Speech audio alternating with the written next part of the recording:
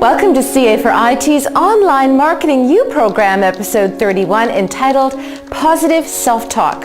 I'm Renata Duma, interview coach. In last week's episode, we talked about the fact that like attracts like. Therefore, if you're not projecting positive, you can't expect to attract positive.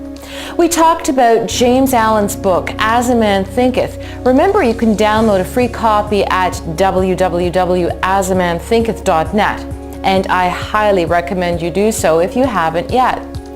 And that the central message of the book, or rather its strangest secret, is that we become what we think about.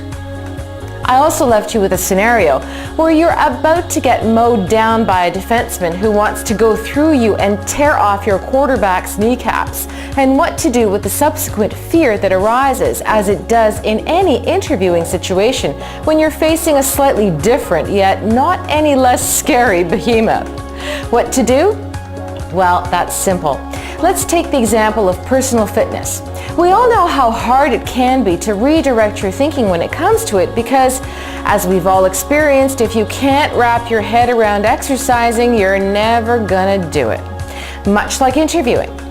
If you can't make it a positive learning experience and take the focus off of how your ego will react to its outcome, then you're pretty well toast before you've even walked in the door. Here's what James S. Fell, certified strength and conditioning specialist, recommends. If you're planning a run after work, don't think, man, this day sucked. I don't want to run today. I want potato chips. Think, yes, I get to run after work. Awesome. He goes on to say he's not a cheesy guy and that he'd rather beat people over the head with scientific facts than make them feel warm and fuzzy with inspirational quotes. Still, there is one by Henry Ford that he feels is right on the money. Whether you think you can or think you can't, you're right. Likewise, when it comes to interviews, do the exercise we did in episodes 28 and 29 over and over again until you can easily see yourself shining like a star and acing every single interview. Now, add the thought that you really could care less about its outcome and treat your interview as a fun learning experience where you get to blow some recruiter or hiring manager's socks off with your incredible presence and confidence. Of course, you do care about the outcome. Everyone cares, but it doesn't have to be front and center in your awareness. Here's why. Have you ever noticed how when you don't obsess about the outcome of something, you're far more engaged and present in the moment?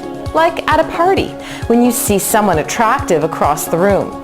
Your eyes meet for a brief second, they smile, you smile, and then what? Well, 99% of the time, the person you spied will gravitate towards you, especially if you're just there and not projecting desperate or needy in any way. If you project a fun, confident, and positive attitude without expectations, well, that's when the magic happens. Likewise, in an interview, of course you want to show that you can do the job better than anyone else, but I'll tell you a secret. Assume you've already got the job and check your ego at the door and just keep asking yourself, do I really want to work here? If you do, you'll project an almost irresistible kind of confidence. And here's another secret about human nature. Everybody wants something that's just a little bit unavailable. So practice running this scenario through your head over and over again before you go to sleep and when you wake up, when you take a break, as you're walking down the street. Remember, the bottom line is you are what you think you are. The more you think yourself in this positive light, the more likely you are to create this reality for yourself and land that job every time. What to do next? Tune into CA4IT's Online Marketing U program, episode 32, entitled The Power of Words, and learn more tips and tricks on thinking and making your way through to interview success. I'm Renata Duma, interview coach. See you there.